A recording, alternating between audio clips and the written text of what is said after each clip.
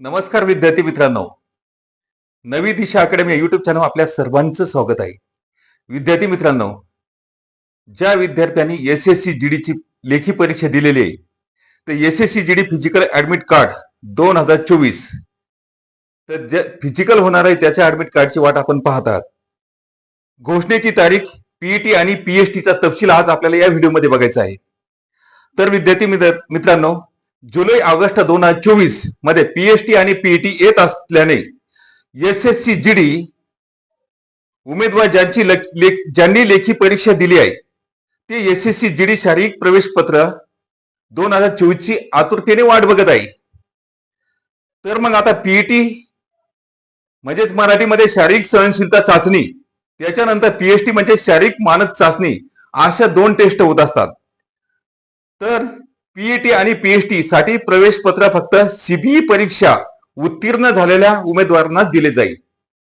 ज्यांनी सीबीई परीक्षा, ज्यांनी लेखी परीक्षा दिलेली ते उत्तीर्ण झालेल्याच उमेदवारांना दिली जाईल. तुमच्याकडे भौतिकरित्या असणे आवश्यक असलेल्या पात्रता निकष तपासा. हॉल तिकीट अधिकृतपणे बाहेर पडल्यावर ते कसे डाउनलोड करावे, आम्ही प्रकाशन तारीख, लॉग इन आणि डाउनलोड लिंक या संबंधित तपशील देऊ. त्यानंतर एसएससी जीडी भौतिक प्रवेश पत्र 2024 अधिकृत प्रकाशन तारीख बघा. SSC GD physical admit card 2024 परीक्षेच्या 7 दिवस आधी केंद्रीय राखीव पोलीस बल म्हणजे सीआरपीएफ द्वारे जारी केली जाईल. म्हणजे जे तुमचं ऍडमिट कार्ड येणार आहे पीईटी आणि पीएचटी साठी, हे 7 दिवसाच्या अगोदर म्हणजे सीआरपीएफ थ्रू प्रकाशित होणार आहे. त्याच्यानंतर सीबीएचे निकाल जाहीर झाल्यानंतर एसएससी जीडी कॉन्स्टेबल शारीरिक चाचणी 2024 जुलै ऑगस्ट 2024 मध्ये होण्याची शक्यता आहे असं सांगितलेलं आहे. तरी पुन्हा व्हिडिओ बघून घ्या. एसएससी जीडी शारीरिक चाचणी 2024 पीईटी आणि पीएचटी मानके काय आहेत, त्यांचं मानक काय आहे ते समजून घ्या. जे उमेदवार पीईटी आणि पीएचटी घेणार आहेत त्यांची सीआरपीएफच्या अधिकृत अधिसूचनेनंतर काही शारीरिक मानके असणे आवश्यक आहे. मग आता शारीरिक मानक चाचणी म्हणजे पीएचटी. आता पीएचटी मध्ये काय काय होत असतं ते आपण बघायचंय. त्याच्यामध्ये पुरुषांची उंचीचं माप, छातीचं माप, स्त्रीची उंची या संदर्भात आपल्याला माहिती बघायची आहे. आता प्रथम आपण पुरुष यांच्या संदर्भात पाहायचंय, त्यांची उंची आणि छाती.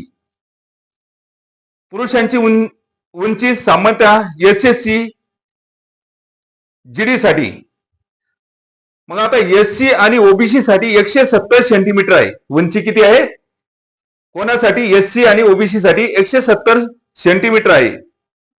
आणि छाती 80 सेंटीमीटर.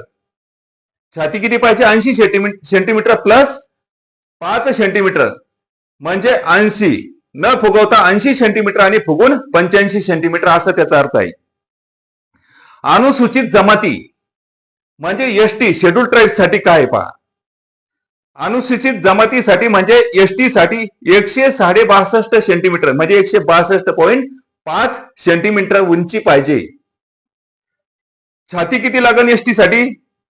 76 सेंटीमीटर प्लस 5 सेंटीमीटर म्हणजे न फुगवता 76 सेंटीमीटर आणि फुगून त्याच्यानंतर 5 सेंटीमीटर. 76 5 किती? 81 सेंटीमीटर एकोणासाठी अनुसूचित जमाती म्हणजे एसटी साठी म्हणजे शेड्यूल ट्राईब साठी. त्याच्यानंतर ईशान्येकडील राज्य कोणकोणते आहे? अरुणाचल प्रदेश, मणिपूर, मेघालय, मिझोराम, नागालँड, सिक्कीम आणि त्रिपुरा. हे जे राज्य आहे त्यांच्यासाठी किती आहे उंची? 162 सेंटीमीटर म्हणजे 162.5 सेंटीमीटर उंची लागेल. आणि छाती किती लागेल? 77 सेंटीमीटर 77 सेंटीमीटर लागेल आणि फुगून 5 सेंटीमीटर. 77 5 किती? 82 सेंटीमीटर लागेल.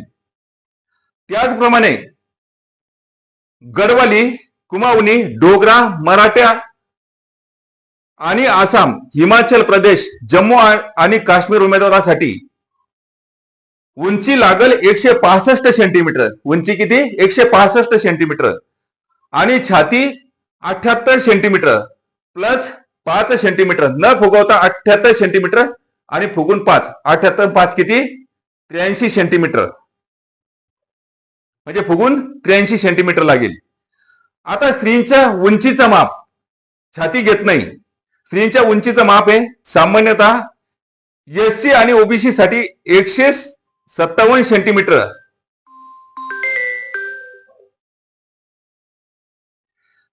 स्त्रीसाठी सामान्यतः एससी आणि ओबीसी साठी 157 सेंटीमीटर. आलं लक्षात? उंची किती लागेल ओबीसी आणि एससी साठी? 157 सेंटीमीटर. त्याच्यानंतर अनुसूचित जमाती म्हणजे शेड्यूल ट्राईब्स म्हणजे एसटी साठी 150 सेंटीमीटर लागेल. किती लागेल? 150 सेंटीमीटर अनुसूचित जमाती म्हणजे एसटी साठी लागेल. आता ईशान्येकडे राज्य असेल तर अरुणाचल प्रदेश, मणिपूर, मेघालय, मिझोराम, नागालँड, सिक्कीम, त्रिपुरा हे जे स्त्री उमेदवार असेल त्यांच्यासाठी 152 सेंटीमीटर लागेल म्हणजे 152.5 सेंटीमीटर. आणि त्याच्यानंतर गडवाली, कुमावनी, डोगरा, मराठा आणि आसाम याचे हिमाचल प्रदेश, जम्मू आणि काश्मीर मध्ये उमेदवार असेल तर त्यांच्यासाठी 155 सेंटीमीटर काय लागणार? उंची लागणार आहे. छातीचे मापन महिलांसाठी नाही, फक्त उंची आहे.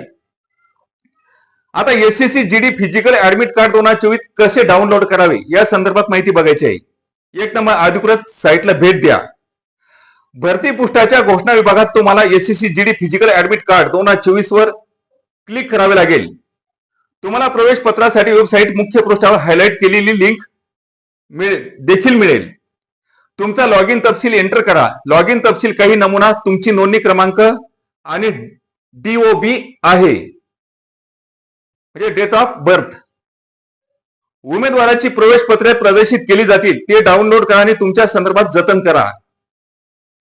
तर अशा पद्धतीने आपण या ठिकाणी लक्षात घ्यायचं आहे की जुलै आणि ऑगस्ट मध्ये तुमचं ग्राउंड होणार आहे म्हणजे मोजमाप आणि ग्राउंड सुद्धा होणार आहे.